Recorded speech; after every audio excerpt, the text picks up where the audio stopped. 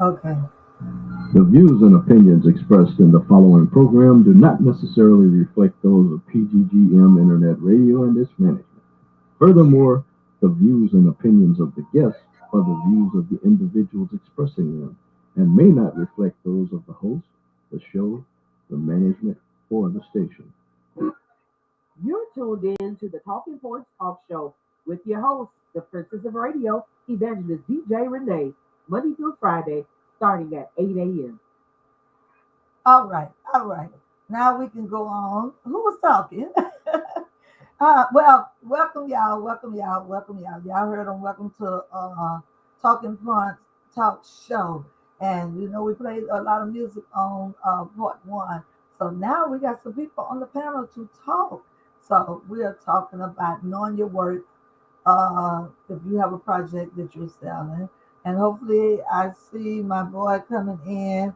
We might get to talk about some politics before we get out of here. But right now we'll talk about knowing your worth and knowing what your craft is worth when you are in business. Okay, so where did we leave off at? I know Pastor Jay had talked and Mike was talking about how he don't lean with his prices for people who just trying to get something for nothing, want to get something for less, want to play him, but they go other places and they pay what they're supposed to. But he said if a homeless person comes, he'll probably give them something, he'll, feed them because he believes that they're hungry, which makes sense. And that reminds me at Wendy's where I work sometime in the evening part time, one of the managers, um, sometimes, they have people that they do maybe feed, I don't know, as a courtesy, maybe they know. But someone came in and was saying that they was hungry and this particular person is not quick to, which is a business and you can't really just give a cooperation food away, but they won't give they wouldn't give that person something as fast as they would just somebody who's able to buy their own food. So I like what Mike said that he do in his business, and I already know when my daughter fully opens her business of feeding like it's supposed to be opening, that the homeless people she is not going to charge; she's going to feed them. But as far as other people, she have pretty reasonable price slated for her business, but there's some other people who have prices that's not as reasonable, and they don't want to put nothing on the plate. So she's learning to bring her prices up some. But like I said, she is her mama's daughter, so she's always working up in the health and the love. But you can't run a business giving everything away. And I have this person that I call my uncle that used to run a shop, and he was so lenient with trying to help or trying to treat his friends that a lot of times he gave a lot of stuff away, and you don't get a profit like that. So even with that, how do you handle that once you really go in business? Everybody want to break it. I must say I'm guilty, but I just haven't had it because even now my daughter have products, even though she hasn't officially started the business. The enemy has been blocking that too for about over 4 years. But she's ready to go, but there's some more things that she's going to have to get to do it all. But she got me a little tab. But how do you get past all the tabbing and stuff? And I know sometimes some people you can tab, but you can't tab everybody. So that's out on the floor. What's I'll go with TB first. What's your thought on what we're talking about? First of all, TB, and also with the tabs when you have a business for your family and you're supposed to be close friends. Okay, I'm sorry. Can y'all hear me? Yes, we hear you. Okay, let me first say, hey, sissy. You know I'm at work. So you already know how this stuff goes down, but we're going to try this again. Okay, okay, okay, okay. Don't do that. And don't you even do it. You want somebody else handle that. We in front of company. Okay. Yes, ma'am. Yes, ma'am. Okay. So I do have a business, and when I say I experience it. So what I try my best to get people to understand, when you are starting up, when you have a business, see the prices don't just change because you got a business. Like no. You know they don't we don't get just discounts just because we business. No. And for me, I have organic things, so the prices tend to be high, right? Excuse me. Yes, So sir. I have to budget and price my items accordingly. And to me, it's no point of me having a business if the reality of my situation is I'm giving out more than I'm profiting. And so what people don't understand, I not only have to pay for ingredients, I have to pay for packaging. I gotta pay for labels. I gotta pay for a website. I got to pay taxes.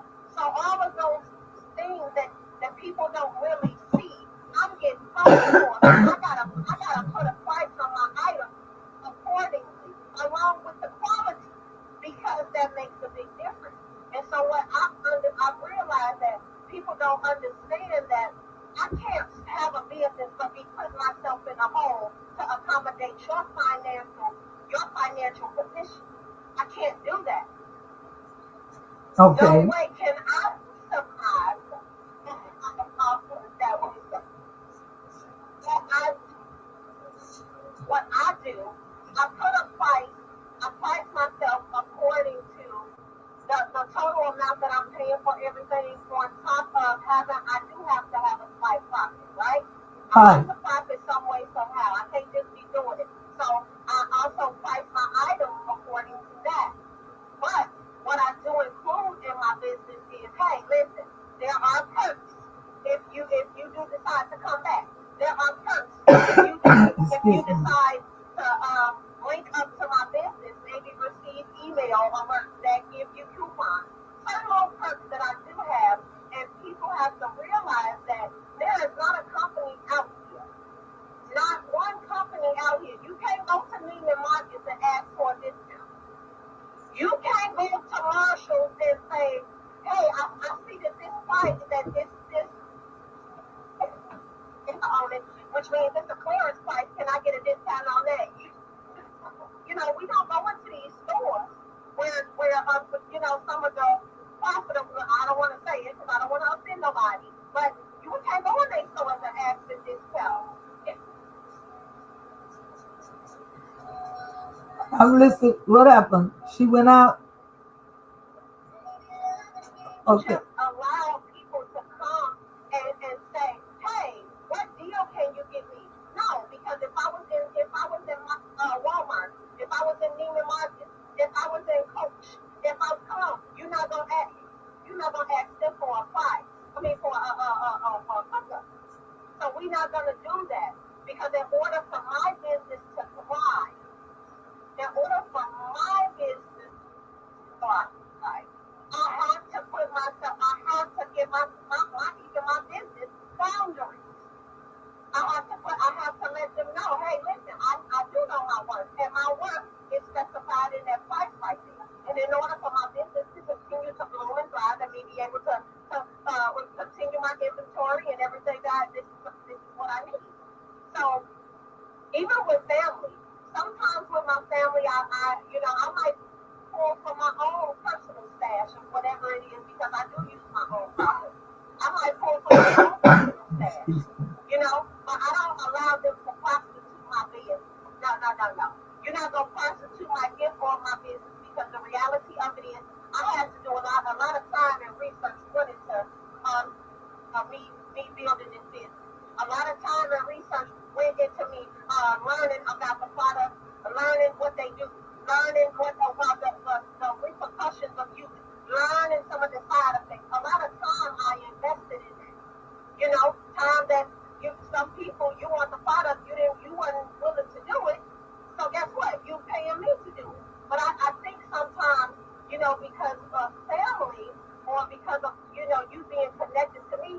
people have to understand that has absolutely nothing to do with the business portion of it. I think that sometimes, for me, I have to tell my family and my friends, you should want to support your people. You should want to. You support other people, and they already rich. They already got it. But you see me, but because we have a connection, you don't do that. That you prostitute me then. Absolutely not. So I don't allow anybody. When it comes to my business, this is TLB in business mode. Now, when we talking about something outside of me being a business owner, okay, you gonna get a different side of me. But my business also helps feed my dreams. My business also helps me reach my goals. My business also helps me get my family to an even better place. So I can't allow nothing anybody to come in there and disrupt where I'm trying to go within my business. I can't do that. And so I put boundaries with people now. I love what the brother was saying, how, he's a chef and he does have an avenue as to where if someone is homeless and, he can give in that retrospect. I understand that and I agree to a certain degree, but I also use discernment when it comes to that. Because let's be honest here, everybody ain't right. And don't get me wrong, I do let God judge that, and I will move accordingly. But I'm also gonna let God tell me if that's what I'm supposed to do. I'm not gonna just take no. I'm gonna allow God to tell me if that's what I should be doing. Should I be giving to this particular person? Should I be doing that? Because we have some leeches out here that know, let's be honest here, where we stand when it comes to the word of God, and some people can see that light in you, and they will literally just try to as my sister say, like spiritual vampires, and they want to reap the benefits of the fact that who you connected to and who you stand for, but they don't want no part for that life. So I gotta use discernment within that too. So I don't allow anybody to come to disrupt the goal because it gave me the vision.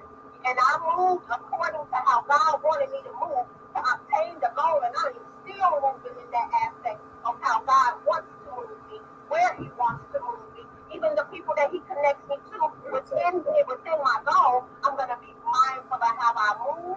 I'm gonna be mindful of who I give to. I'm gonna go to God in every aspect because I don't know where He wants to take me. So I just move that way, if that makes sense. Amen. Amen. That makes a lot of sense. We're talking about our businesses and how we allow people to get credit or what have you. Uh, Minister Ernest, you're in the big box and you're welcome to come up your mic. We're talking about not allowing people to take advantage of you as a business owner and not to just want to get credit all the time or not want to pay your prices, always want you to change your prices for them. And we were talking about me and my ministry and my business of 20 years that I have pretty much not made the money that I was supposed to make on it because I've been giving away the talents and the gifts for free.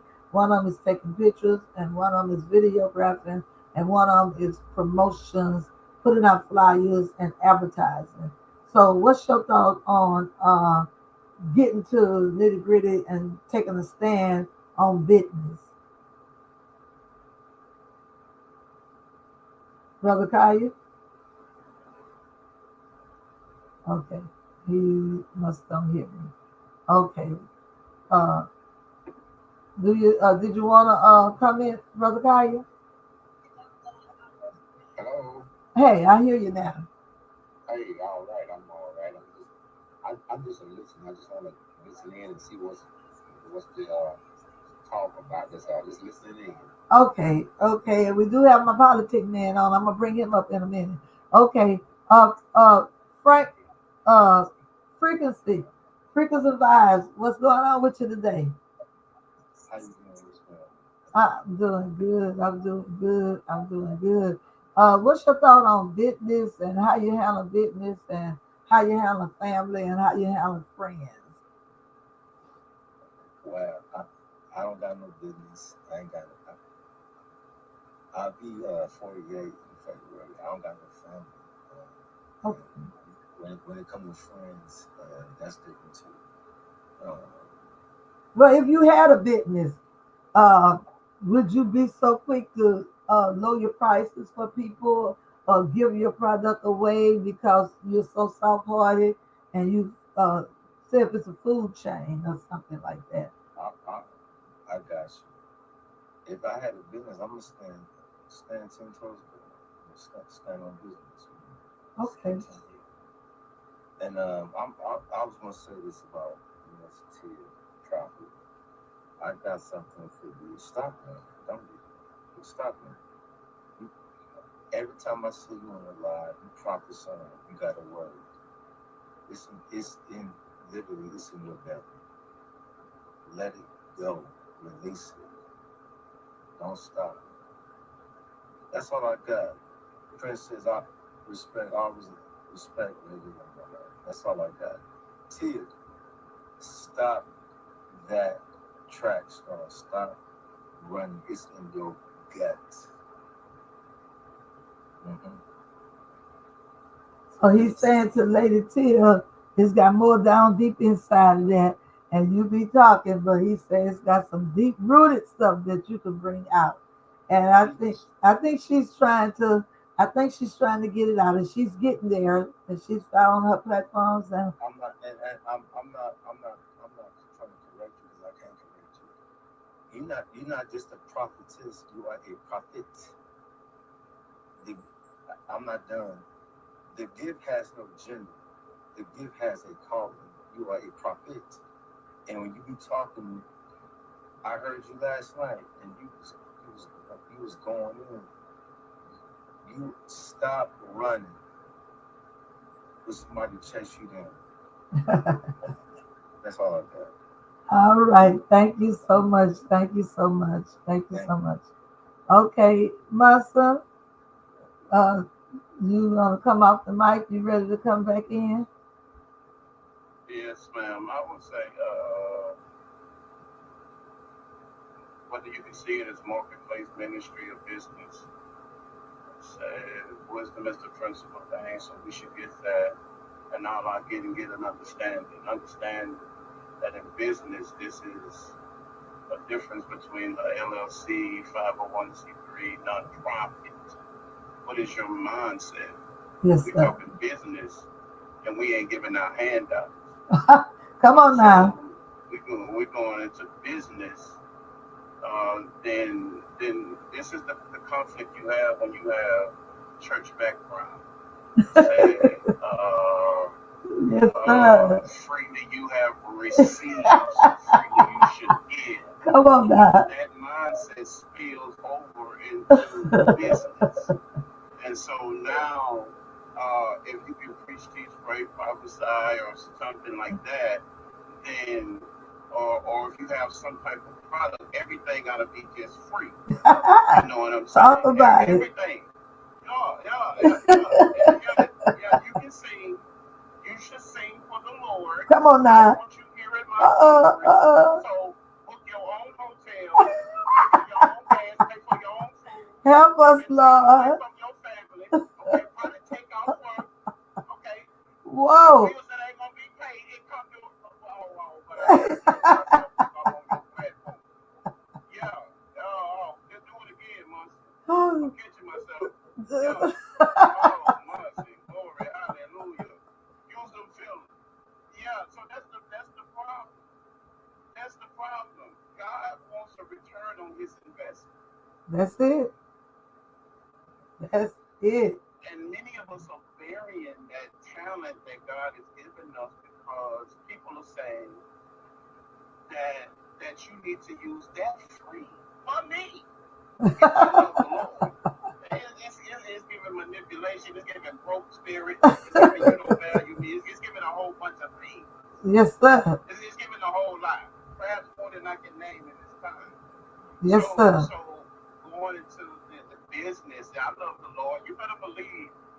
See, and even in the Bible days, the men and women of God, they had trades. You know what I'm saying? They were tent makers. You know, linen and things of the nature. You better believe that somebody was saying, go ahead and make a tent for the Lord for us. Alright. Oh. But tell me why y'all finna have church out there in that song. You want to pay for this here? Oh, goodness. Oh, Lord. A tent or no? That's a discussion. And you ain't finna make me feel bad about it either. Oh, my goodness. Return on his investment. I love it. Return on his investment. There is a way to take your passion and turn it into a paycheck without pimping God's people. Now, that's it. It's the way to do that. You understand what I'm saying? Yes, sir. And so, when I spoke earlier about how we should not acquiesce to the mindset or the murmuring or the growth negative thinking of some people, I spoke about how the giraffe should not be listening to the turtle, or the eagle should not be listening to the pigeon, or the diamond should really focus on the hay, the cubic zirconia, because we are uniquely different and we are seen different. Now, turtle, speak on your level. Pigeon, little bird, speak on your level. Mm-hmm. But I'm a giraffe up here with it. You know, I'm an eagle with it. You understand what I'm saying? You don't see from my worldview. You speaking from down there. But now you got to make sure that you don't have giraffe neck potential, but a turtle mindset or a turtle perspective. Okay. In other words, you know, and this is the problem. We don't know our worth. We talk like we do. But my we really God. don't know it. We don't place no price on ourselves. And generally, so we don't do it in friendships or relationships. Mm-hmm. And this is why people get treated like trash and married in the church. Mm-hmm. No, but your worth carries.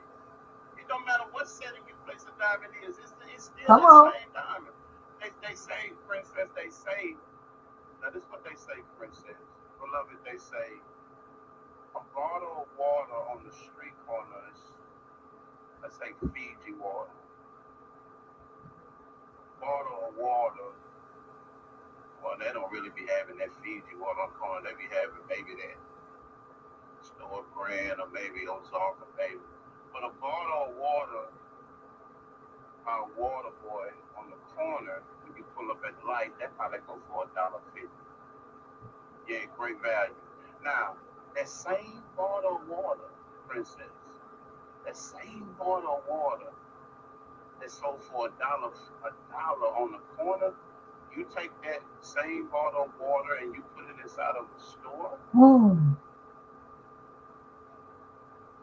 That thing probably goes for $3. Uh-huh. Now you take that same bottle of water that's $3 in the store and put it on an airplane. Oh, that same bottle of water may run you $5. Don't go to Disneyland. Yeah, that same bottle of water that was $1 on the corner, that thing might run you $7.50. May run you $6.50. So sometimes it's the price that you place on your product, and it's the place that you place that product in. That's right. Come on now. You place it in a different demographic around a certain people that recognize the value of it. They'll be willing to pay for it. Come on now. It's the same bottle of water. And so, in our own personal life, or when it comes to our product, you just got to put it in the midst of a person or people that would appreciate it. Okay. That price is not too much for a person that appreciates it. That's price. That's commodity. That's product.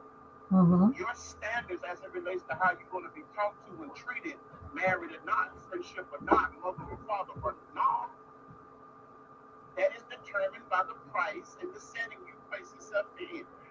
It's not the product. It's the person or the people or the setting. So we should be mindful of that as we present ourselves and we present our commodity. That's my thought, for instance. All right. And Martha, I do want to take heed to all the stuff that we were talking, and we want everybody who's listening as far as this can be heard and seen by way of Facebook, by way of TikTok, by way of YouTube. We hope somebody is getting something, somebody's learning something, how to conduct and how to handle themselves. Okay, well, I have my friend that is on here that I haven't seen in a while. And if y'all can stick around, I appreciate it because we can go back and talk to some more other things. But I have my political friend. Are you here, Manu? Yeah, I'm here. Hey man, I've been missing you. I've been needing to talk about these politics. Thank God Mr. W has been coming in. I know you be busy and doing a lot of stuff, but what's the latest? What's the latest? What's on the news? What can we be concerned about? I know we need to still go out and vote up in the midterm, and but what is going in place right now that's immediately affecting the underprivileged or maybe poor people, what happened? So there's a lot going on right now. I Oh, think if I'm going to focus, we got a few disasters that are going on. Namely the major one that everybody's focused on is the fires out in California that are that have actually claimed the lives of quite a few people. And we're seeing something with this situation that is both beautiful and ugly. The beautiful is that we're seeing a lot of people come together, neighbors helping neighbors, and not just Americans. We see first responders from Mexico, even South Africa, even Ukraine. Even the president of Ukraine is offering to send 150 first responders from Ukraine. They're in the middle of a excuse me. conflict, and they're willing to send people here to help us combat the fire. So we're seeing this beautiful unity, not just within American communities affected by this, and not just by American communities who actually care about people across the nation, but from the world, from our allies who are standing up and seeing that there's disaster unfolding, and they're willing to send people. Now, the ugly part, unfortunately, is you have one side of our political spectrum that rather than feel empathy and focus on trying to prevent the disaster and provide relief for the disaster, they're playing politics. They're trying to blame the Democrats for this. They're trying to Republicans in Congress are even talking about not sending money unless putting certain things on relief funding, specifically uh, we're not going to send this relief to California unless you guys change such and such policies to conservative policies. So rather than being concerned with people who are losing their homes and in several cases losing their lives, they're more concerned with playing politics, and that's an absolutely disgusting thing to see, especially here in America, where supposedly we're supposed to be a great nation. Um, Wait, let me but yeah, stop you a minute. Let me stop you. So what you're telling me, they're doing like they did back in 2020. They want to stop everything and don't want to. Well, put it like this: before Biden get out, they want to put some bad policies in to help their future agenda. So it won't do no good for us to be trying to get certain people in the midterm that can change some stuff. They want to make hard laws and hard rules that is not beneficial, and then they want to do it before Biden goes out, and they don't want to send the stuff over here and focus on what's going on because they want it to wait to the incoming president come in next week, so then they can release all the good stuff and give it to his credit. yeah. Well, I mean, more than anything, what they're doing is trying to make it look like this entire thing is Democrats' fault because Democrats somehow control fires, apparently, and they want to make it seem as if Democrats are incompetent and use that as a way to Excuse me. mainly in this particular case gain a foothold in California politics. Because California is well known for being a blue state, and Republicans, whenever a blue state is on the ballot for natural disaster relief, they always play this game of, oh, well, it's the Democrats' fault, it's the Democrats' fault. But you'll notice in the case of situations like here in my state of North Carolina, where we got hit by a hurricane, and it's still the case that a lot of Western North Carolina is hurting because of that. Democrats voted unanimously to send relief. They didn't play this politic game. They didn't play around with people's lives. They didn't put restrictions on it. They didn't say, oh, well, we'll send this aid only if you do this. No, they immediately voted to send aid to my state is, I mean, you can say it's purple, but it leans red. And then, Democrats didn't have a problem with it, but when Republicans are asked to send aid to a blue state, suddenly it's this whole political game. And that's what I'm saying is disgusting. Like I said, we're seeing this beautiful unity from one group of people, including other nations that are helping us out. And then on the other hand, we have people who see this disaster unfolding, see people desperately need help, and instead of being empathetic and caring about American citizens, are just playing this game for more power and for more control and for more propaganda.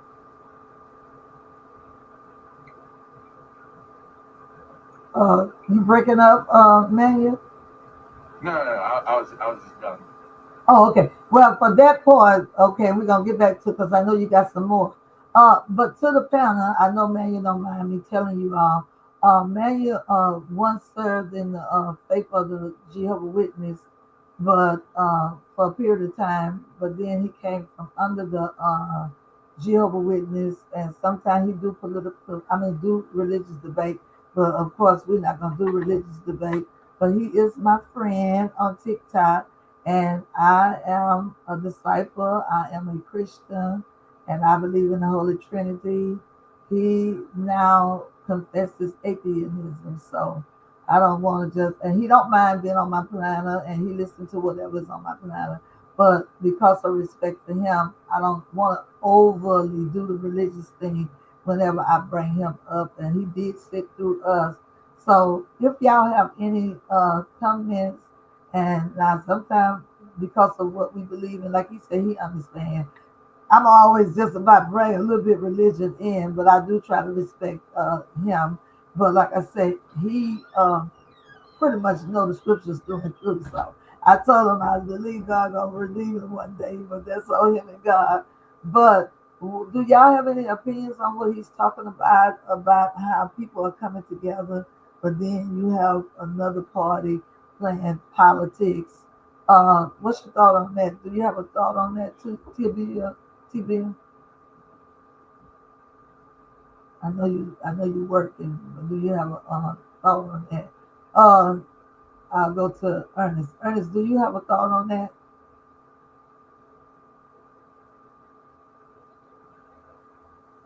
Kaya, do you have a thought on what Manuel just? Because I know you like to hear about the politics. Because Ernest will go from town to town helping with politics, and he got upset this last election in Hammond, talking about he ain't gonna vote never no more. But I'm praying on him. But anyway, what you want to say, Ernest? How do I come on? You own. You own. I just have to put you in the big box. Oh, okay. What's your thoughts Okay. on what Manuel shared with us? Yeah, I get real upset when it comes down to politics. You know that. Because of my own kind, my own blacks, the way they vote, the way they abuse the vote polls when it comes down to trying to do better for us as black people. That's all I'm concerned about. And knowing way or knowing good and way that it was wrong to vote for Donald Trump. DT. Said DT. Said DT. DT. Well, I don't mind calling the name DT. But Nor will be in store for the 20th of this month. They know what they have done to all of us, not just for self-gain and themselves, getting money and getting paid under the table, and all this foolishness I'm hearing, but we're in store for some trouble. I know it is.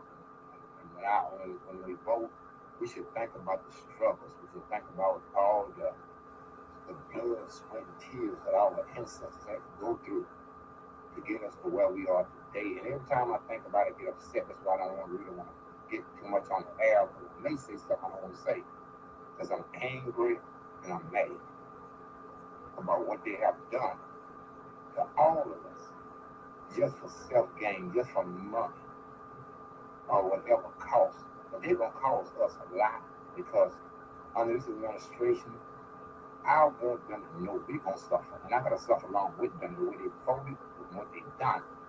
The White House is going to be controlled. And I know this by a lot of racist groups. They've taken over the White House. They are being appointed right now as of this day. And every last one of them is from a racist group. I want them to know that even they're going to try to control the United States Army on all of us. We may be facing something we've never faced before. That's what I want them to understand, what they have done. And I'm going to still say that we had an opportunity and a chance to really be the United States is the United States, but what they have done now have voted for it to be the United States of America. But I can't say much as I want to say right now, but all I know, we're in for something that the worst thing we ever seen for in our life the next 4 years. As far as being black people, a lot of stuff going to be dismantled. They're trying to do it. They're going to dismantle. They're trying to dismantle Social Security. They're trying to dismantle EEOC. I worked 30 years on my job. In them 30 years, I suffered on that job with all type of racist stuff that I had to fight with EEOC. They talking about dismantling that. Equal Opportunity Employee Commission. That's the only thing we had to protect us on the job. They talking about even destroying and breaking down and dismantling the Department of Justice. That's the only thing we got to do. That's the only way we had to do against our civil rights when we are being beat and brutalized and killed by the police. Unalive. You can't say that on TikTok. Unalive. I know you learning. Unalive. Okay. Go ahead. But all I'm saying is that we are in for some trouble. And all we got to do is sit back, strap yourself in, and get ready for this ride. I'm turning the platform back over to you. All right. Well, I'm gonna say this. We don't have to just sit back. There's some things we can do, and as Manuel said, is to still advocate the vote and still try to get the people out for the midterm. And like the statement you made in the video you made after this last election, because we all campaigned for the black mayor here in Hammond, and you was disappointed with that. And you were disappointed with our people, how they didn't come out and they didn't vote.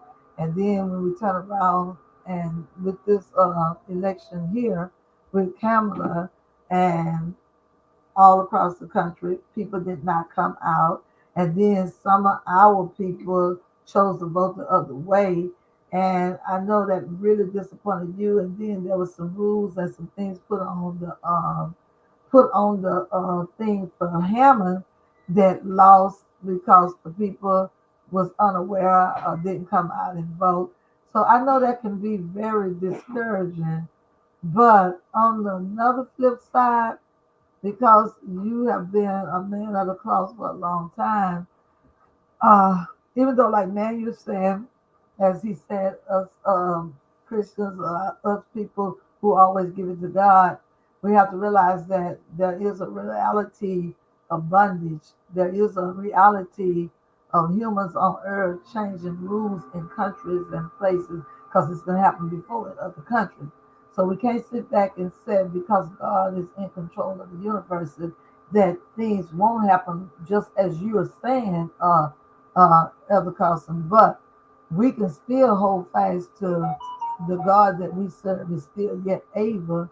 But how many of us are really uh, serving Him, and how many of us is really taking it to Him and then taking action? And that's where Manuel come in, even though he's not religious anymore and he claimed atheist, he have the common sense principle of getting out and voting. He have the common sense principle of writing your Congress and taking action, not just making a lot of noise about it and talking about it, but being about it and doing it in the right way. As I tell a lot of people, I'm not as educated as many, so I have to solicit someone to write the letters and stuff for me that they would even pay attention to it. Because sometimes, if you're not on a certain education level, they won't even pay attention to you. And that's why I thank God for Manuel and Mr. W. They are educated.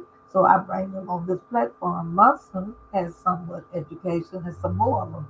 So I bring people like that in my surrounding that can explain and can expound in a such a way that they will be heard and somebody will get the information and take it and take heed to it. Because just like on here, because I may not be on that level, they might not pay no attention to me. But when they hear Emmanuel, they hear Mr. W, and they know these people have been schooled and these people have been trained and these people research. Emmanuel don't come on here and say a lot of stuff just to be saying it. He researches, and sometimes he'll research it right then when he's talking about it of what actually is happening in the government. But of course, we always bring the spiritual part back about we are going to pray, but even the Bible tells us and Christianity tells us, don't just pray, get busy, just like Obama told us. Uh, don't just say yes we can vote. Don't boo, vote. He said don't just boo, but vote. So no matter how bad it is, and no matter how many times we get disappointed, the fight still remains, and we can't give up on voting, just like we can't get up on advocating for Jesus. We can't get up on evangelism. We can't get up on preaching because there's still people like Daniel. There are still other people. A whole lot of my associates here right on TikTok. A lot of the rooms I go into, they openly say they are atheists, but I thank God that we are able to still commune together and for a purpose. And that's most of them that are that we do it for politic purposes. And they are very knowledgeable, every one of them. The only problem I have with most of them, and I tell them on their platform, and they allow me to do it because, as Manuel said, when he come in my room, he know where he coming.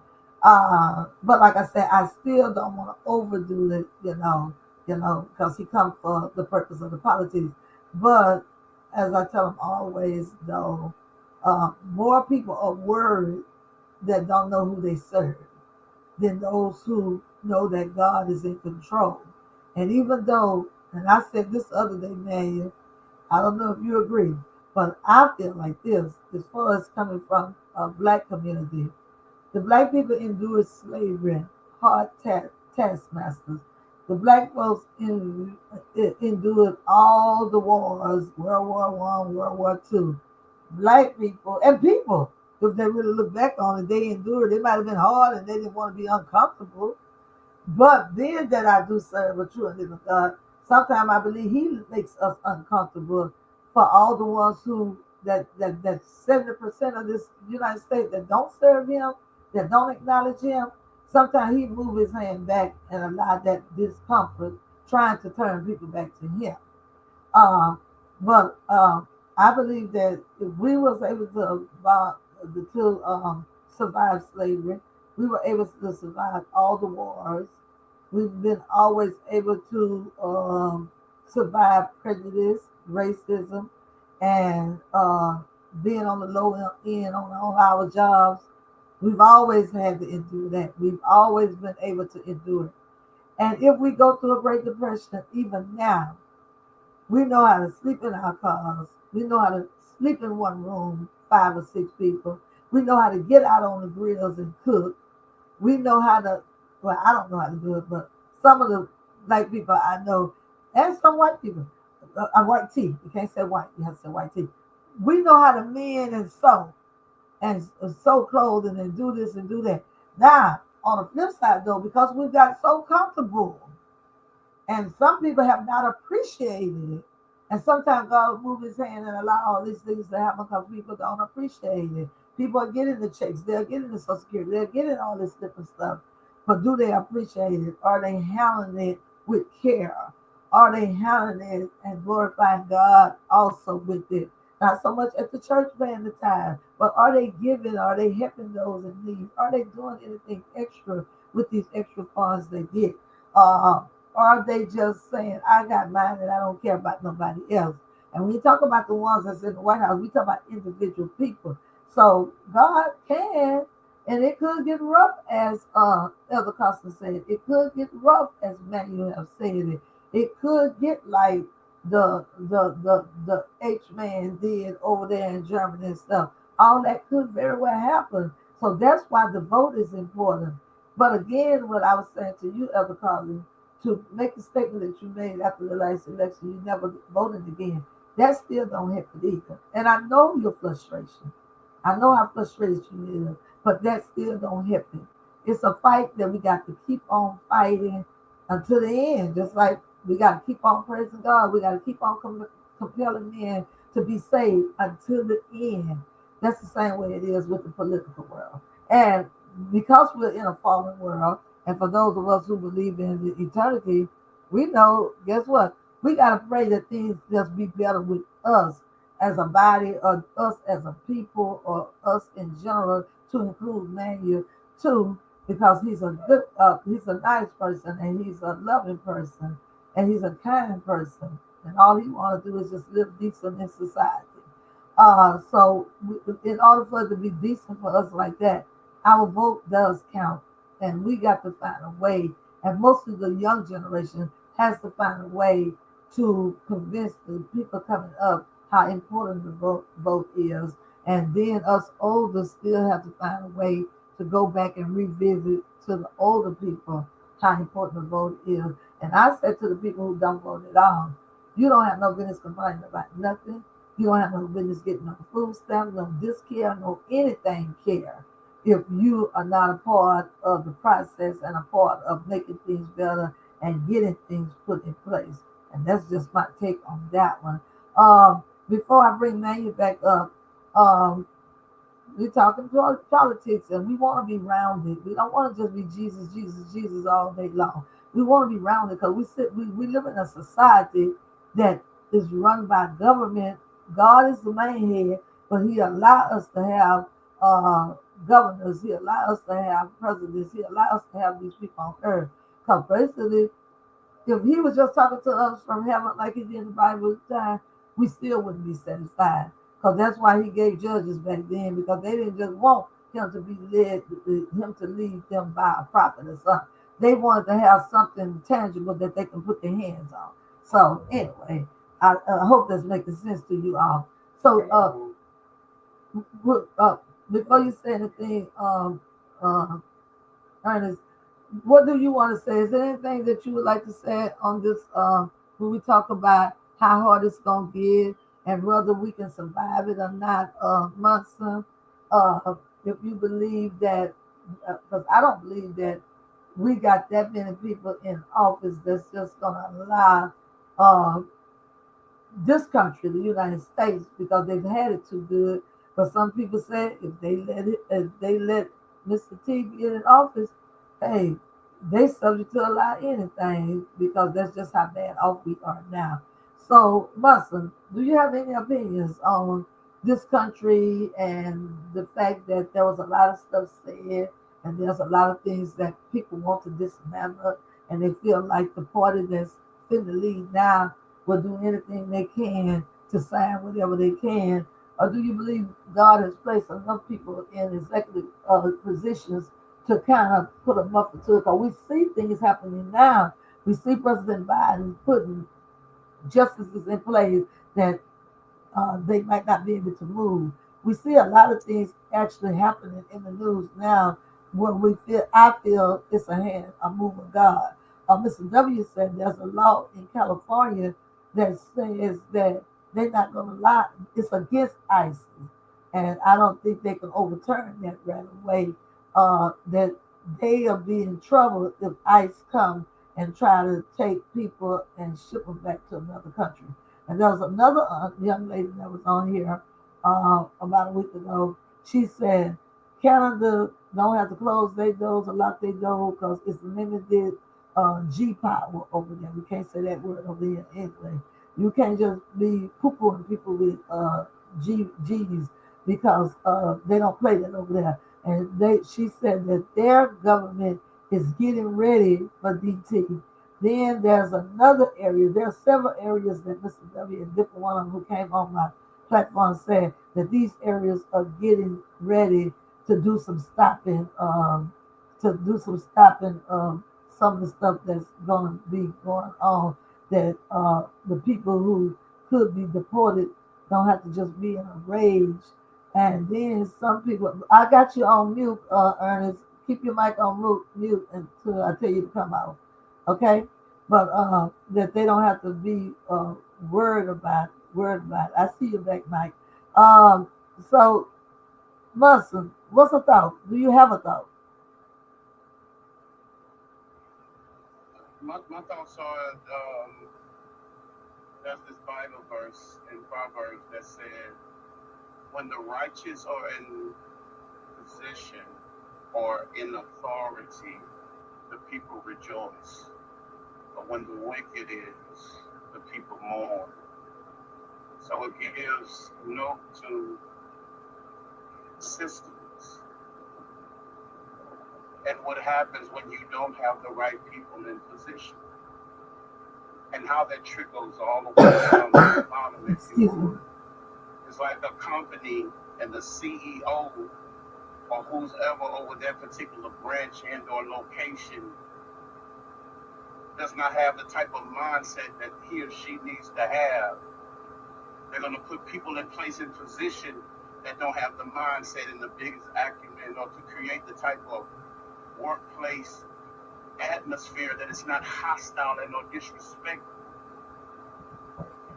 Carry out characteristics of the leader. How much more the president? All things understood and considered. Systems. Look at the things that we're fighting even in the legal system, where you, princess, got the right to remain silent. But anything you say, even if it's the truth, Mm-hmm. it's going to be used against you in the court of law. Mm-hmm. Systems. And so when you deal with it from that perspective, from a spiritual perspective also, in my opinion, we're watching biblical prophecy be fulfilled. We know we didn't come here to stay. We understand how things are supposed to get, and that has to play out.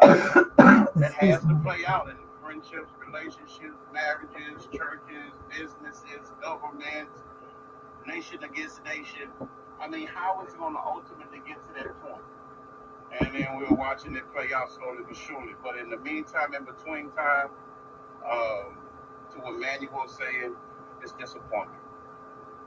It's disappointing.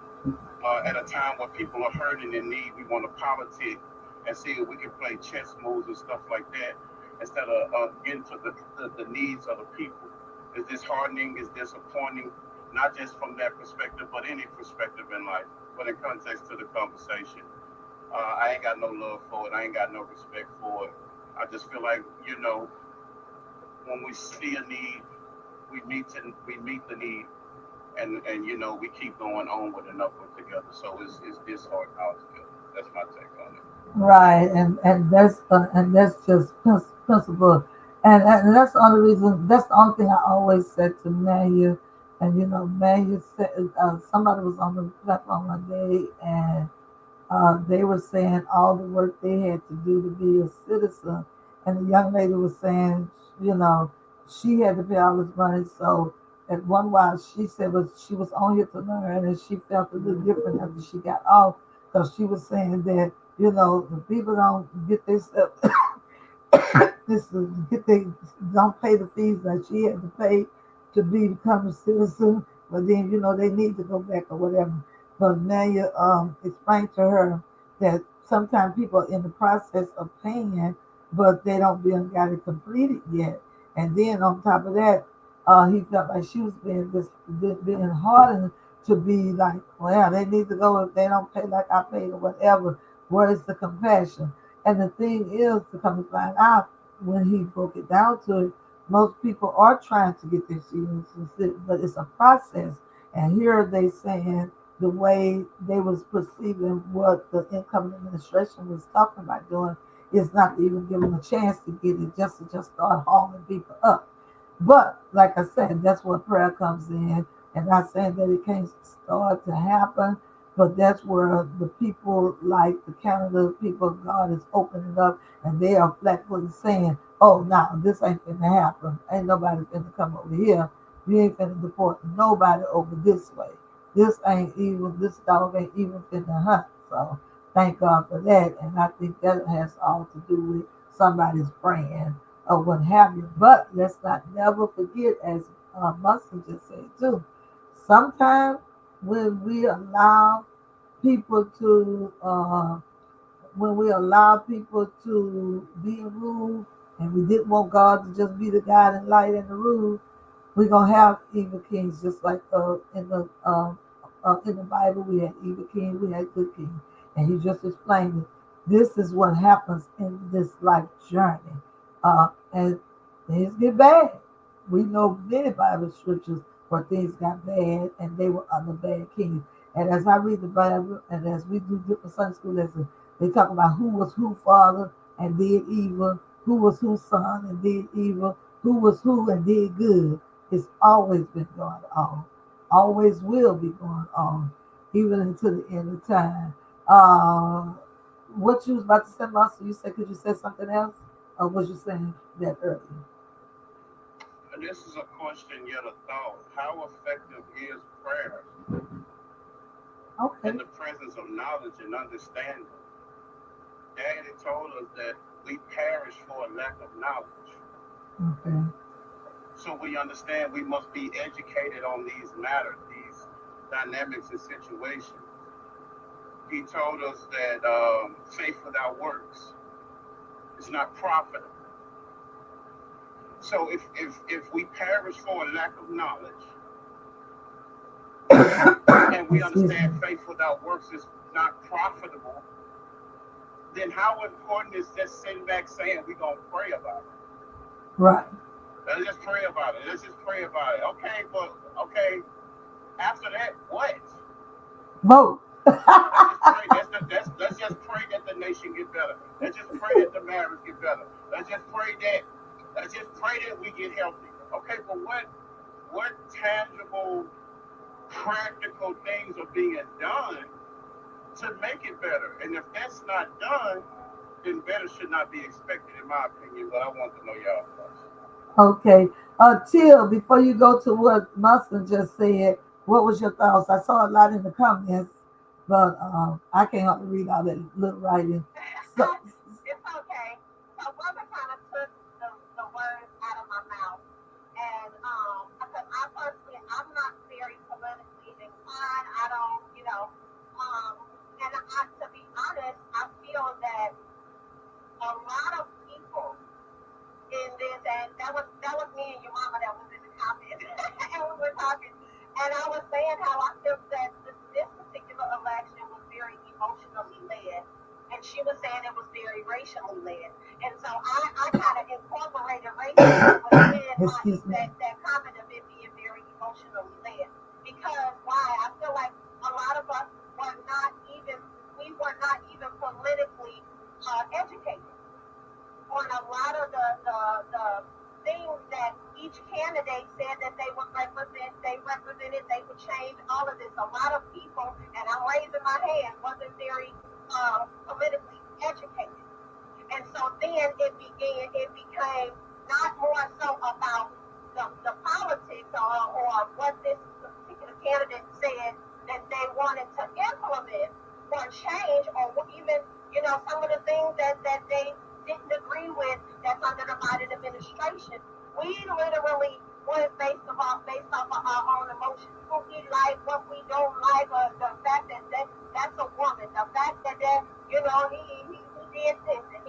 prime example, there were so many people who didn't even understand what the Obamacare really was. There's a lot of people, so for me, I just personally feel that this particular election, we dropped the ball because we weren't educated. We really were not educated. It was very emotionally and racially driven, in my opinion. Okay. And another thing though, when people try, and like I told them on another panel, and I still say that people, uh, we may have won this election. At first, it wasn't meant to be for one reason because some people still are stuck on stupid, or stuck on foolishness, like a lot of the men and the clergies of these ministries around the world, both black and white tea, did not vote for her because she was a woman. That's one thing. A lot of black men and white tea men did not vote for her because she was a woman. So that was a big, big not then. And then there was women and people did not vote for her because she was a woman. And some was just jealous. And then there were people who did not vote for her because she was married to a man of white tea color. Um, there was people that didn't vote for her because they really was not aware of what she actually did in California when it came to sentencing people and how she tried to rehabilitate, as you said, were not informed. And at the last minute, they just started throwing out all the negatives. And then, even with that said, regardless of all of that, all those things there were not enough for you to vote for someone who had been convicted, someone who had just did anything to do with January 6th, period. Anybody that would allow people to come to the Capitol and to allow and tell them to go ahead and they go down there and do all of that. That was just a strike right there. Forget about all the raping and the past, how you treat women and all that. Just the fact that you're in the highest office and you condone a bunch of foolishness and the way you ran your campaign the first time around with all the rhetoric and bringing all these people out of the networks that were racist and different things like that. That was enough. And now a lot of people also voted for him that want to be in the faith, and we already know how messed up that is. They voted for him strictly because of two things that they considered to be bad, and some of them didn't vote for Obama the second time only because of him signing the same gender marriage. And so that's another reason because they are not satisfied. A lot of people have left the Democrat Party because they're not satisfied with the Democratic Party accepting letting people be who they want to be because God let people be who they want to be. People don't understand too that you got to divide church and state. You got to divide that. If you're president of the United States of America, you're not just a president of your faith and what you believe. You're a president of all the people, and you got to get other people their rights. As long as it's not unaliving people for nothing, and as long as it's not hideous crimes that they are wanting to do and get away with it. You got more of that going on than the people calling themselves conservative. You want the presidents to have immunity. You want the police to have immunity. You want this one to have immunity. Saying if they do a crime or if they do something wrongly to people, they get off. You don't have to judge them. You don't have to put them under no sentence. They don't have to obey the law. They can do anything they want to do. And then we saw that this is only one person has been able to do all these things, be president twice, and just keep on being in the public and not be locked down, be a felon, still can vote, but everybody else uh, can't do this. So, but the same agenda thing and having people having rights that are not their biological birth, because you can't say such words. And then because of the AB law, and the AB law is a very important law that helps people who need help, regardless of the ones who may abuse it. You look at the whole picture. how many actually need help and how many it actually helps. But you got a group of people in the name of religion, in the name of they say Christianity. Now people don't even want to be Christian no more because these people say they represent God, but they really don't because they're not rightly dividing God's word. They're not understanding the love of God as a whole. Um, I'm not saying that God is not concerned about people unenlivened and different stuff like this, but I'm willing to bet you my bottom dollar that God is more concerned of you getting in office, making laws to stop children from having enough food to eat, making laws to stop parents from being able to go work and have daycare assistance paid for, making laws that will help the elderly do better and help families be able to take care of their sick people better and be able to home them instead of you cutting all the things that serve humanity that are good opposed to you worrying about who wanna do what with their own body, which is none of your business, first of all. Whether it be AB or whether it be same gender. We as Christians, the only problem, the only business we have with internet, if we send the word was not of God, that's what we teach and preach in our space. And that's what we teach our children and our family in our space. And then if we work at the courthouse, if the courthouse said, and if you're a justice, now you make some agreement with the people that I just can't do it. Can you get another justice to do it? Well, that's fine. But if they say that that's the only way you're gonna keep your job, God in heaven, you must know your Father better than that. To know that if you perform that ceremony at that job, God is not gonna hold you accountable for that.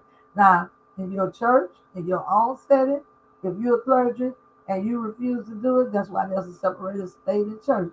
So now, when the other genders and the other people start trying to tell the church that they got to do this because this is what they believe, that's a problem. That's a problem. But as far as the United States of America, we got to know the truth. And a bunch of people, because I talk to people, and all of them are not mega, and all of them are not with this foolishness, make America great again. All of them are not really for him, but they from the shadow of the principles of two rules that they think are above all the other sins in the world. You know, so that's something that I saw in there. And then we use too much. People use scare tactics. I was never satisfied with people hammering Project 25 down people's nose and down their throat, and that made people go more further to that person, figuring that everybody just trying to down this person, everybody just trying to make this person a black sheep, everybody trying to do this person dirty. The more you hammered that down, the more you made this person seem like he was sent from hell. That's the more people disbelieved you. And then when I found out that this thing by the foundation had been in existence of over 40 some years, ever since we got segregation the first time, they've been trying to figure a way to put us back and had them wrote this manual, 900-page manual to put us back. And when I found out how old it was, I wasn't too much interested in it. But then, as people told me that they revised it in 2020, I understand a little bit more how they did, how they was worried about it, and figured that he had already did a few things like overturn Roe versus Wade with the Supreme Court and blah blah blah. They figured he could try to get some of this other stuff, and then they say he said out of his mouth, he said, y'all, disclaimer, not me, that he said that he wanted to be a dictator and didn't want you to have to vote anymore. So I can understand people being a little disgusted with that and thinking that, well, maybe he might interact this. But how many people actually know the branches of government and know how government actually works? Even if he do have mostly the House as Republican or whatever, how many people know that if you pray, the God in heaven will allow some of the Republicans to piggyback and go against him? So we don't have to fear just because they got more Republicans that they all are actually going to agree with him. Yeah, that's what they say. But that, like Master said, what you think is prayer for, what you're praying for if you don't believe prayer works. But of course, if you're atheist and if you don't believe in God, you don't believe prayer works. You know, so we can understand, and we got a lot of people, and that's what our problem is too in this society. We got so many people. You know, I'm so naive, y'all. God called me to be evangelist, and I'm finally in these last few years realizing that truly evangelism is necessary, and I am truly called for a great work because I was raised in the church. And I knew we sin, go party, do our little thing, commit a little adultery, fornication, curse, maybe some lie, steal a little bit over here. But to really find out so many people just would not accept that God is and accept the Holy Trinity, I was dumbfounded, or to just to see that so many people just are straight out atheists, just believe in existing and don't believe in no form of God. That just blows my mind. So I know now why I have a job to do. So, so you got all that's going on. So, but for the Christianity that these people portray, that's stuck on stupid, that's just ridiculous. But just like Daniel said, with all the religion, with all the Christianity, with all the principles and your relationships with God, there are still principles to society that if you don't vote, ain't no change gonna come. And I know I'm rambling. I'm rambling. Thank you, Tia, to be. Come on in the house, my baby. Um, your mama. And I'm gonna get back to you, man. I know we're going over a whole lot. I'm gonna get back to you also, Ezekiel. Come on, your mama. Are you able to talk to your mama? She might be trying to come up on mic. Okay. Okay. Can you come off your mic, your mama? There you Hey, go. can you hear me now? Yeah, I hear you. Okay, I'm sorry. I thought it was off the mic. I finally got a free moment from Miss Evil Knievel in the back. However, we will press on. I have been listening to some of what you were saying about, political context and people not voting, participating in voting, the frustrations that we have with our government. And I think that those contentions have always existed since the beginning of time. Hence why we have had to fight so hard for equity and inclusion. Tia had mentioned that, it was an emotional process that people were voting for. But, it is sad that we still use that, a lack of ignorance to justify why people are not participating in the process or X, Y, and Z.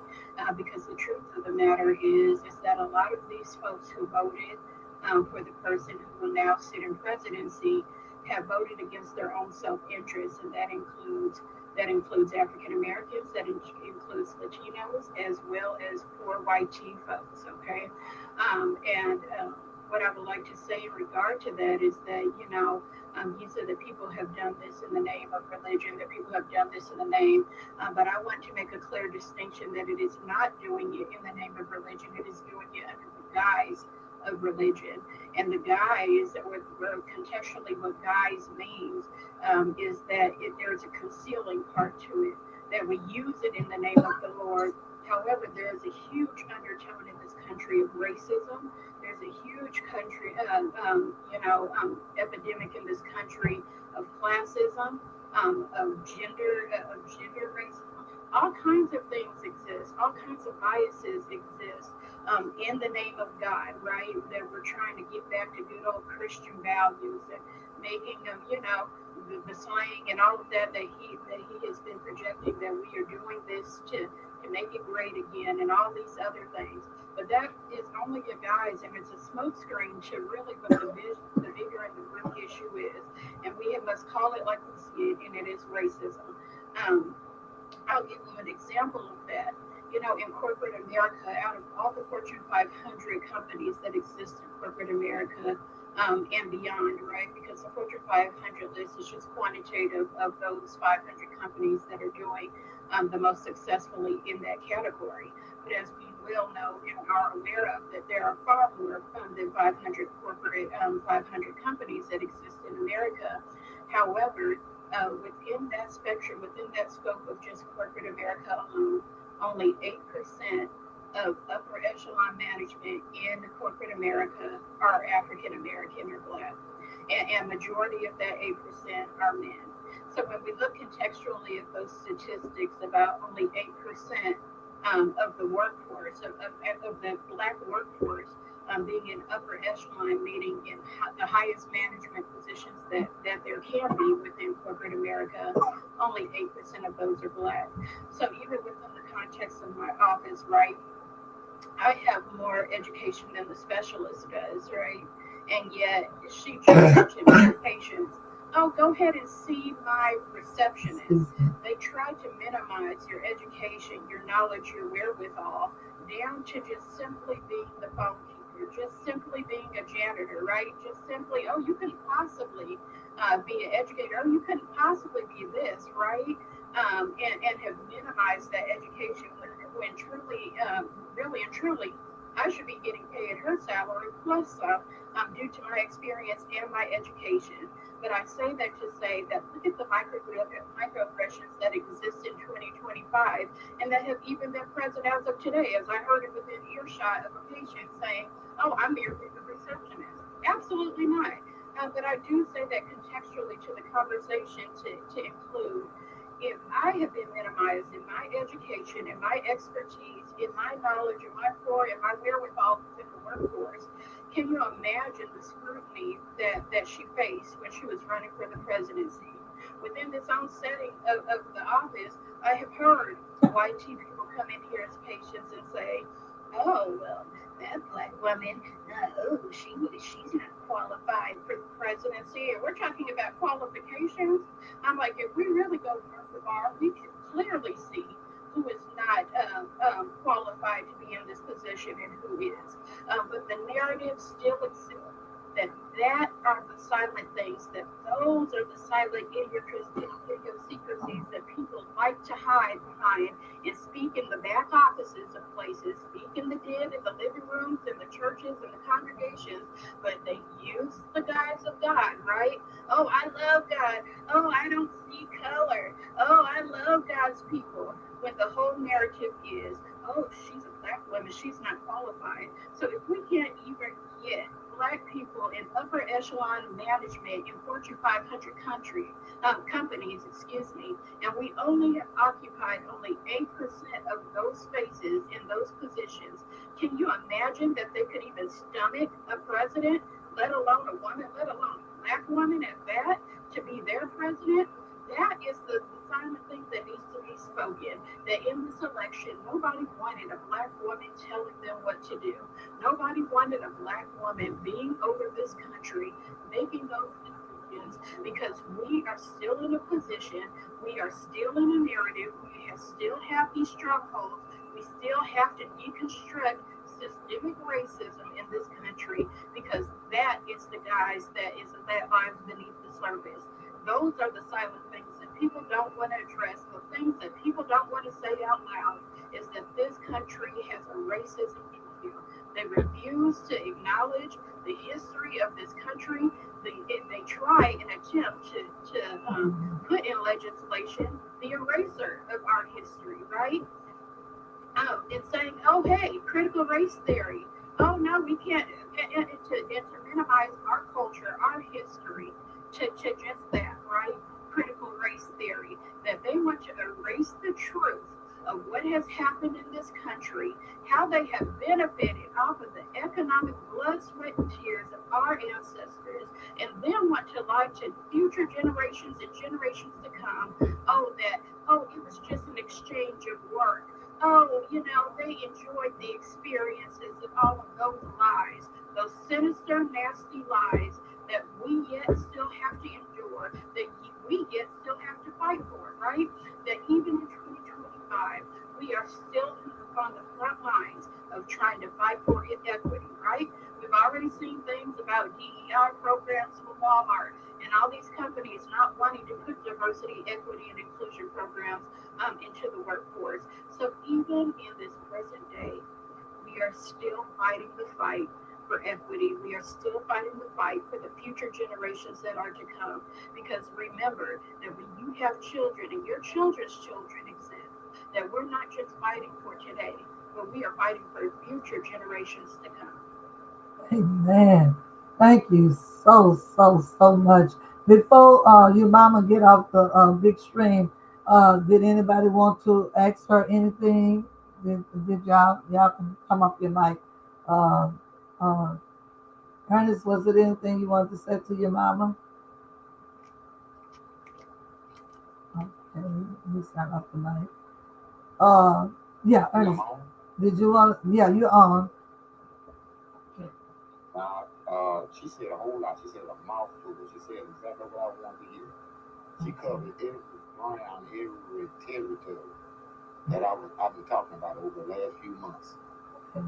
He said it all, so nothing much more I can say. I love what she said and what she thought. I mean, I even love what you say, what you talks about, because that's what it's all about. Y'all covering a lot of the territory, a lot of good ground. Ernest, I want you to hang in there to me. I don't want you to give up on voting, but we'll talk. We're right here in Hammond together.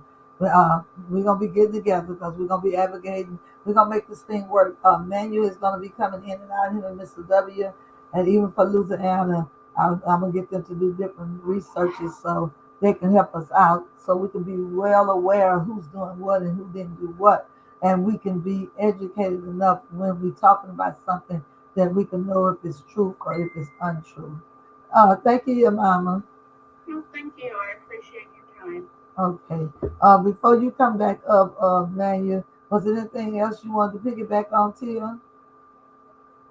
TD? No, ma'am. I dropped the mic. Okay. Okay. All right, my man, Manuel. Yeah, Manuel is young too. And Manuel is tell him what your original nationality is, Manuel. Okay, so I'm born in America. I'm first generation Mexican American. Okay. Okay. Ay, qué pasoniente. Y echándole ganas, tú sabes. Good job. Now, what did y'all say? What did you say to him, your mama? I said, what's going on, my people? Soy nuevo mexicano. Yeah, soy porteña. Oh, she cut up, y'all. She cut up. She cut up.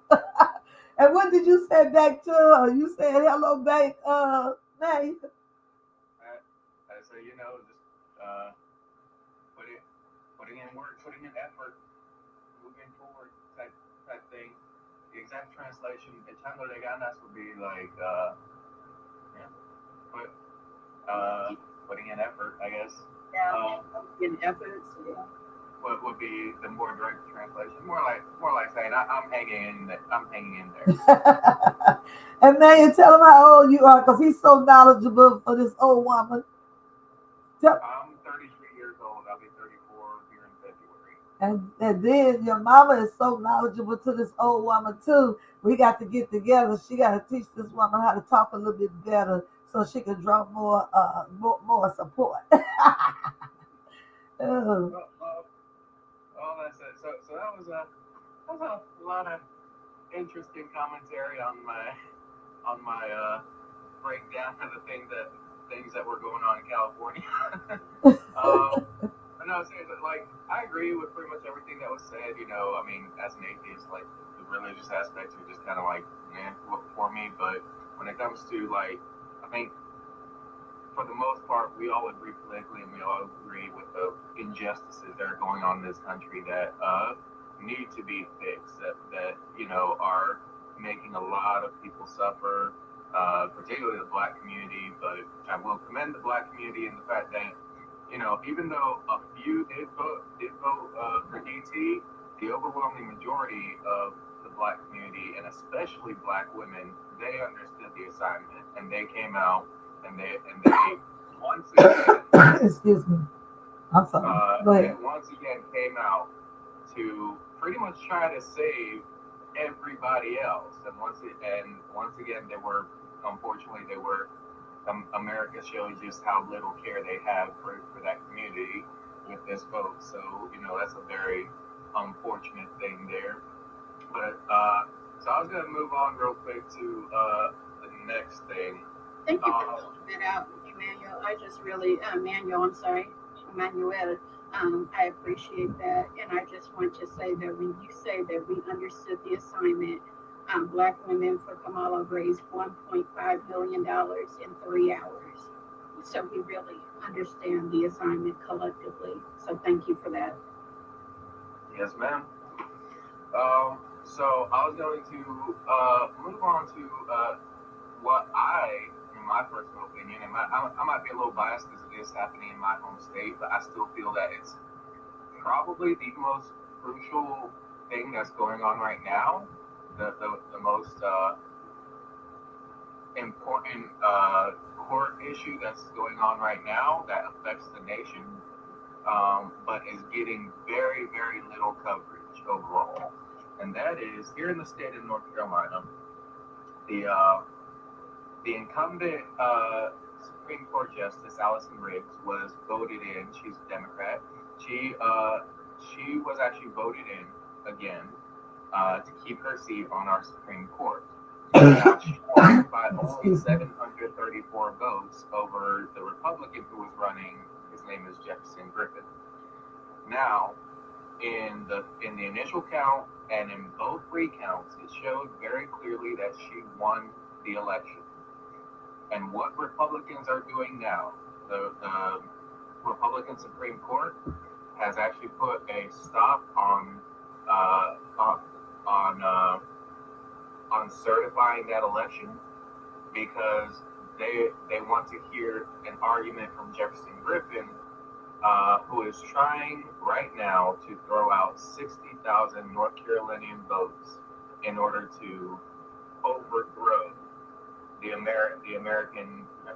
the North Carolinian people's vote right here. And the reason why this is so important is because this is effectively what he's trying to do, what Jefferson Griffin is trying to do by throwing out 60,000 votes. He's effectively doing or trying to do what DT failed at doing back in 2020, which was get rid, completely just overlook the voting of people here in the United States in order to win their election.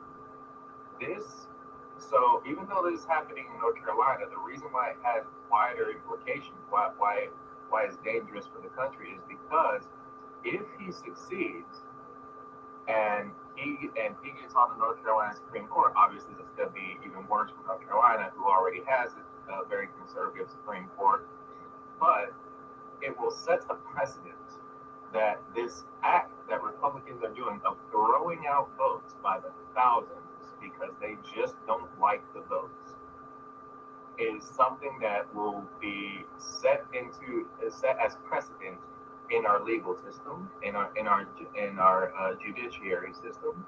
So the Board of Electors here in North Carolina tried to push it up to the federal level, and a federal judge kicked it back to the state, and they're appealing that decision because they want North Carolina's Board of Electors is trying to appeal that to push it back up to the federal level, because this really is something that, if they succeed, could affect not just North Carolina, but it could also set the groundwork for Republicans in the future. Like I keep on talking about how important it is for us to come out and vote in 2 years in the midterm elections to get Congress back.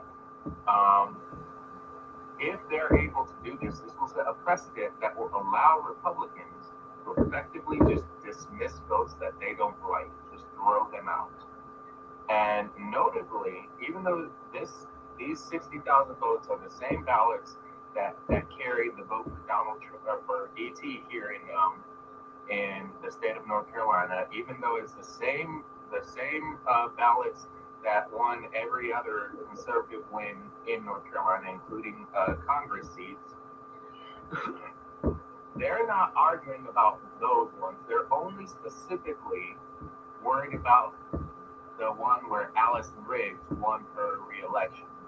which just shows how trash this argument is. Because on the very same ballots, they accept the idea of DT winning the presidency. They're not arguing about the possibility of that not being a thing. They're not arguing about the Congress people right now that North Carolina has, the conservatives who won their congressional seats. No, no, no, no, no. But on the same ballot, oh, Allison Grace won her re-election. No, we can't have that according to these Republicans. So, like I said, this is a very dangerous precedent that if successful, could very well affect voting throughout the nation. And a lot of people, like, especially among minority communities, there's already work from Republicans to like make it harder for minority people and just poor people in general, whether minority or white, to come out and vote. And now this is a situation where they're just like, oh well, if you vote the way we don't like, we're just gonna throw out your vote because we don't like it. So yeah, that's a major issue that's going on. I think it's not getting nearly enough nearly enough press time because of the danger that this poses, not just for North Carolina but the wider United States. So that's what's going on here. If you guys want to comment on that.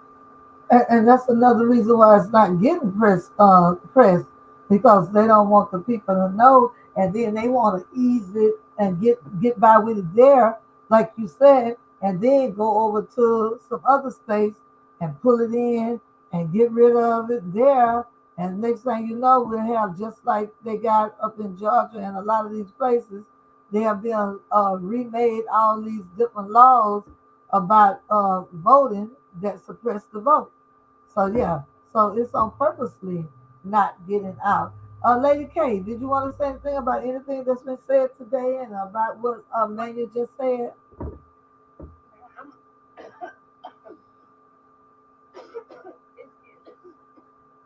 You got what I got, huh? Excuse me. I gotta turn my mic off. Excuse me. I was just thoroughly enjoying everyone speaking.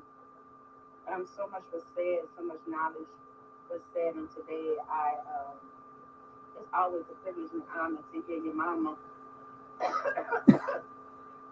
Excuse me. Oh, excuse me, y'all. I'm so sorry. I'm just on your radar. Okay. Your mama, concerning what Manuel just shared with us, what do you think about that? I think that is very typical of the party to be doing that, right? Because these antics and these tactics go all the way back to redlining, right? And which is still happening today in many, many parts of the world. Really trying to cheat, trying to finagle and finesse to suppress voters. It happens all the time here in Georgia as well. Um, and what I will speak to when it comes to, Manuel and what he was saying about Riggs and Griffin, what is also more dangerous is that, a lot of those votes that he is trying to cast the eye of suspicion on came from those who served in the military overseas and so forth. So what does that say about our governmental system in allowing those who are actually actively serving our country and are associated with those who are actively serving our country getting a fair opportunity and chance to vote without an eye of suspicion being cast upon those who are actually in servitude to this country and other parts of the world, but yet are trying to invalidate their votes.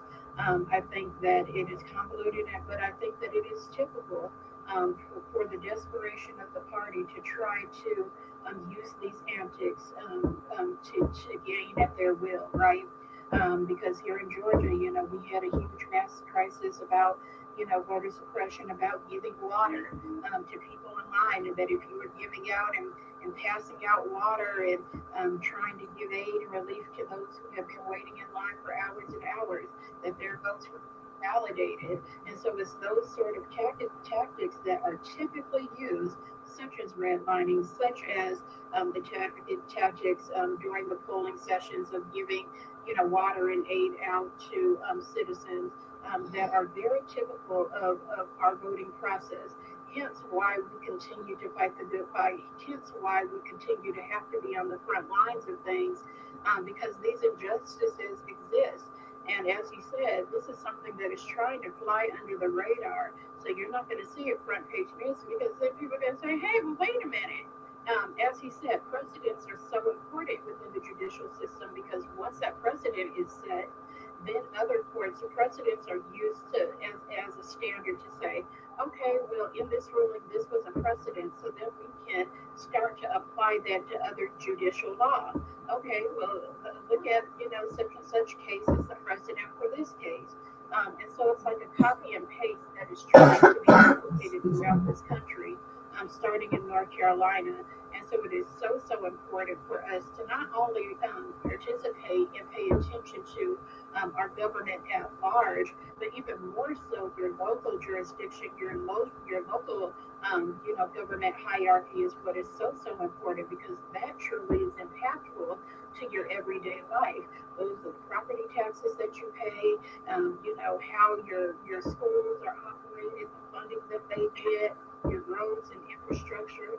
All of that happens at your state level. And so it is so important that we be mindful to not only actively participate in government and national elections, but we need to be participating in our local elections even more. Paying attention to who our government officials are. Excuse me, Sherilyn, can you go on mute, please? It's a little bit distracting. I'm hearing noise come. Um, um, but also participating in government on a local level is so important, because those are the enacts, those are the laws, those are the budget funds and the people, whether they be your city councilmen or your governors, of your state, but it truly has an effect on your everyday life.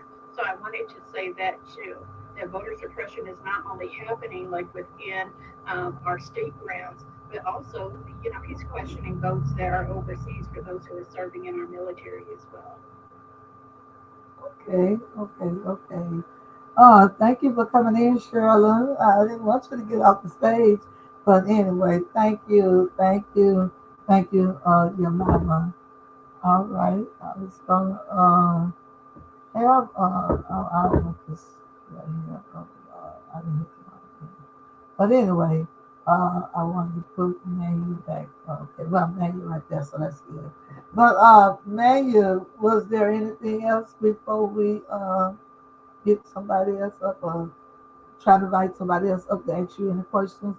Was it anything else that you want to share with us today?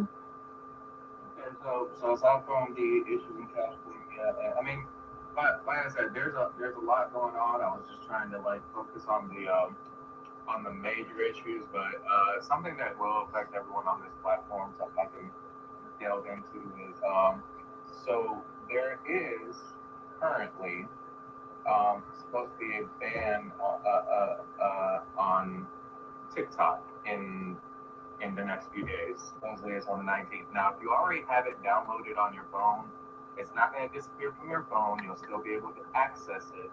The problem is going to be that you won't be able to download updates. So over time, your ability to use TikTok is going to start glitching a lot more as more and more updates come out. If you have a VPN, you can get around this, because VPNs will make it seem like you can use your VPN to show that you're not actually in America. It'll hide your IP address to make it seem like it's not coming from America. So that's pretty useful if you want to go that route. So that's just something to keep in mind for people still using TikTok. You might want to get with your communities to see about maybe if they're going to move to a different platform and find out where It's well, I was told by two of the people that I socialize with on here that there's one called Diamond 8 or something like that. And then DNA. there's another one. But I also heard briefly, I want to say it was last night. I went. I saw Miss Sugar Sweet them on talking, and evidently something came out in the news that says we don't have to worry about it. I don't know if somebody bought it because they were saying if somebody happened to buy it, we wouldn't have to worry about it uh, going on either. But I don't know what happened, but she shared something that looks like it's gonna be all right. But then also, I know I was looking at the news by my mom, and I'm looking at President Biden sign the papers to ban it. So, but then somebody said, regardless of if they ban it or not, it'll be a process, like you just said. It wouldn't happen overnight. But I think there's too much business involved to it. And then I think I kind of overheard them say last night that whereas people thought it was owned by China, it's not. They said, according to what they said last night, that it's not owned by China. And they said a couple other things. So I think. Well, the issue isn't that the Chinese government owns it so much that it's owned by a company in China, and because of the setup of the Chinese government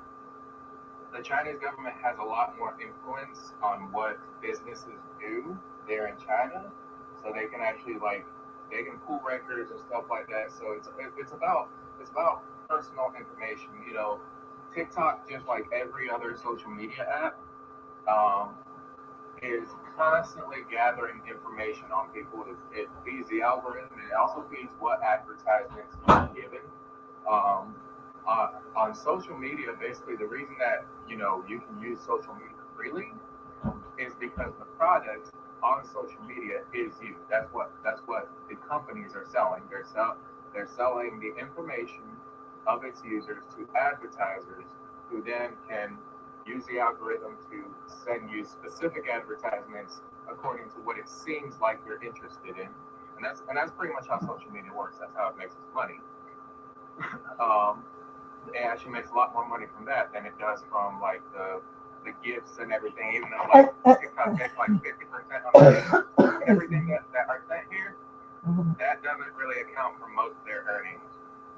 Every social media company does this. The real issue here is because it's owned by a Chinese company, they're worried that the Chinese government could use that not only to get information on American citizens, but also to influence American thinking, put out propaganda, like just subtle pro-Chinese propaganda and what have you. So that's really the worry of the American government there.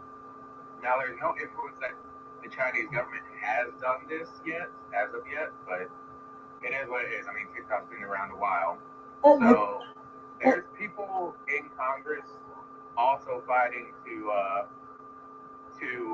stop the ban of TikTok, to extend the deadline for people for somebody else to purchase it and what have you. So there's a lot going on. But as of right now, it's the 19th, I believe, is when the goes into effect. Again, for anybody who already has TikTok downloaded on their devices, you'll still have it on your phone. You'll still be able to access it.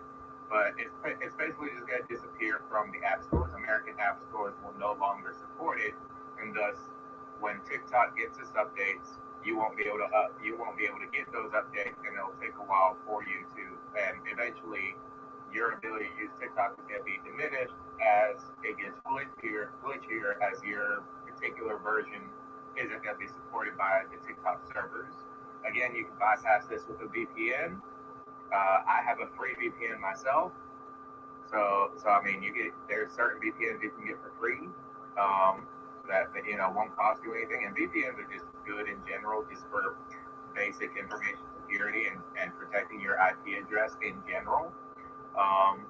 But yeah, so that's what's going on as far as something that might affect everybody here in their communities on TikTok. You still likely want to get with members of your community and start talking about other platforms you might go to, and maybe even if TikTok ultimately isn't banned, it's probably still a good idea to go ahead and start profiles on new platforms. You can go ahead and start building a following. I know it takes forever and it's frustrating. Like, I only have a few hundred followers on this account, and I have 2 other accounts, and now all of a sudden this is happening, and it was already a struggle to build the followers that I have, and now I'm gonna have to restart. I know the frustration of that, but if you want to keep in contact with the community and people like the wonderful princess here, who's always gives her panel to a lot of different people with a lot of different ideas. Again, I'm an atheist, and she's very much an evangelical who's like constantly doing Christian stuff, and still lets me on her platform and very, very respectfully and very, very kindly talks about me as somebody who's in her eyes a good person, and I very much appreciate that from her. So if you want to keep up with communities like this, you might want to get up with the different creators and different members of your community. Just keep that in mind. You know what you're doing as far as the TikTok situation. There's nothing concrete yet as to what's going to happen.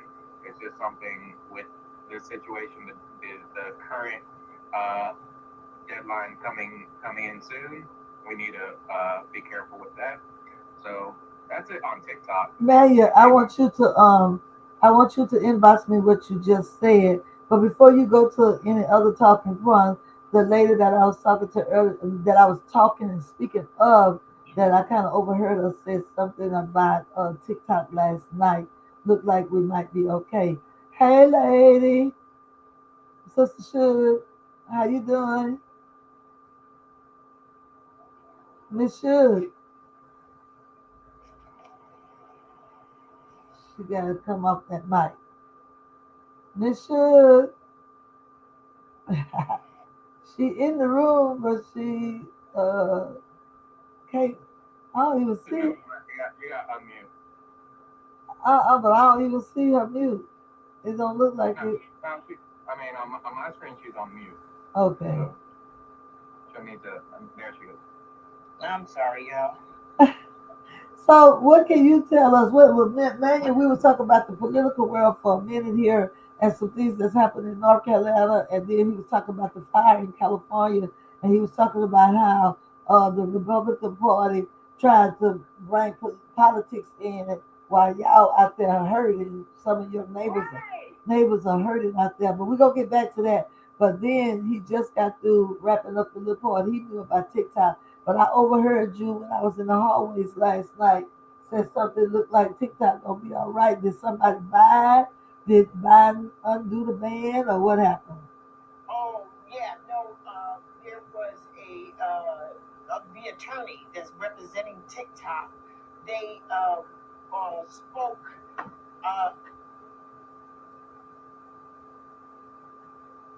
You went back on mute. I'm sorry. Okay. Call. They spoke before the Supreme Court, and what the misinformation was, I sat down and listened to it again. Everybody said TikTok is owned by the Chinese, but they showed a clear proof that TikTok is not owned by the Chinese. Who holds what percentage of TikTok? The company that owns it is in the Cayman Islands, which that's an offshore account. So that's kind of concerning.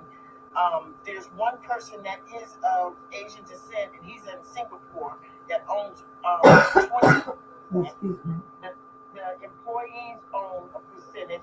So he painted a picture which he presented his case that showed it was no interest of China and any other foreign entity. And TikTok is actually in California. Their servers are here. It's managed here, and it's they follow the guidelines. And if anyone of a foreign country called and asked for data, they would not be able to get it. They would not turn over personal data because they're following. They are a corporation here in the United States, and they have to follow certain guidelines of that cooperation. And so there is they're looking at it now, and it could be a stay to clarify everything. That's what they asked for, a stay to stay in position till they go through, the courts have the opportunity to go through the documents, which is 290 days, 280 days. So they're still fighting for it. And what he said, the way they present it, I don't see any courts denying. granting that TikTok is banned because it is infringing upon our freedom of speech. They monitor anything that's false information, whatever, they take it down. You guys know that. Any false information, you say something that's false, they're going to shut you down. So they're following the guidelines. So we'll see what's going to happen. They have a few days to really make a decision if they're going to grant the stay. And then if they do, that gives them time to present their case with further, but they did present it with documents supporting. So it don't matter the fact that I saw President Biden on one of those news stations sign the ban. Well, you got to remember, we're getting information at different times. What you saw could have been an old reel a couple of weeks ago. No, it just was right before, a couple of days before you said this happened. So it's probably recently, but it was just a couple of days. You saw it, what was the date on it? Because he signed the ban a while back. Oh, I didn't know that. I saw something on, I think it might have been CNN or MSN or something like that. Yeah, it was signed. Go ahead. This has been an ongoing issue for like 2-3 years now. Yeah. Actually, I think it might even reach back to DT's last administration where they were discussing it. Yeah. The signing of the ban by Joe Biden was early in his administration. So we're talking, that happened around like I think 2 years ago. Maybe. So what I saw on the TV the other day, it was a flashback. Yeah, and that was an old reel. So you got to remember when you're looking at those things, when did it happen? You kind of have to judge in your mind. Oh, I'm gonna have to pay attention to that because when that flash across the TV, that was just when was that? That was it was one day when I would talk to Mr. W because I had opened a platform that evening, talking about it. Must have been Wednesday, Thursday. No, it was late because I stayed by my mama's house half the night. So that was probably Friday. That probably was Friday. You have to remember, just like our videos that we post, they circulate to different out throughout the algorithm, and you might see it now, and something Red might see it 3 months from now. So those are clips that they go back. He did sign it because it was presented to him from Congress. So that's his job, is to sign bills. But that was way a while back, is what you're saying, though. Yeah, that was a while back. So currently, they presented that it is not owned by.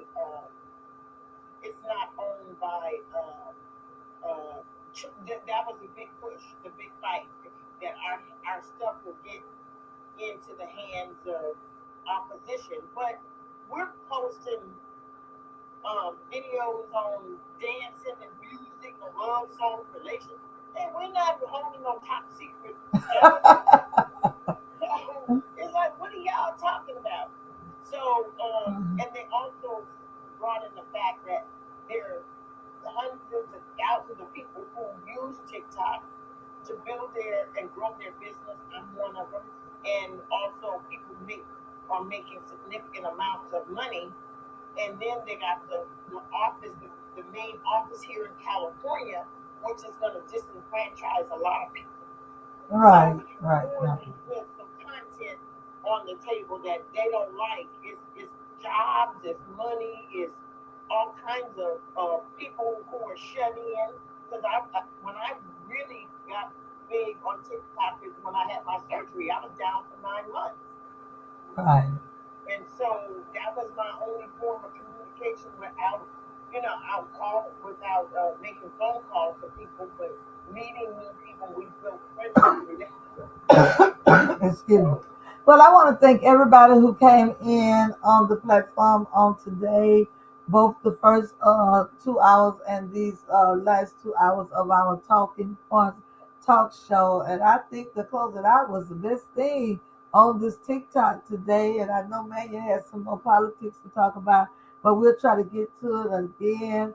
I wish Mania could come in when I be on 8 to 10, but I know sometimes he be working. And Mr. W, sometimes I do an extra program around 12:30, so I can get some insights from him. But I'm looking at the clock. In order to be able to replay, I will have to go ahead on and end it. Oh, Mr. W looked like he's trying to come in. He might have had something for us on today, but I don't have about 3 minutes. Mr. W, we was talking about if you're there and you want to come up, we was talking about some of the things to do with the government. But we do have Maya that was here. We do have Miss Charlotte that was here. But Miss Charlotte, thank you for coming by. You're a little late, but you did come by. I can focus in on my business, and I'm not in recovery anymore, so I need to get up, and I have a goal to hit $1 million by June, and I need to be working. So that's what I'm. Well, I'm gonna be. I told you I was gonna call you and stuff, but I'm definitely gonna text you and call you today.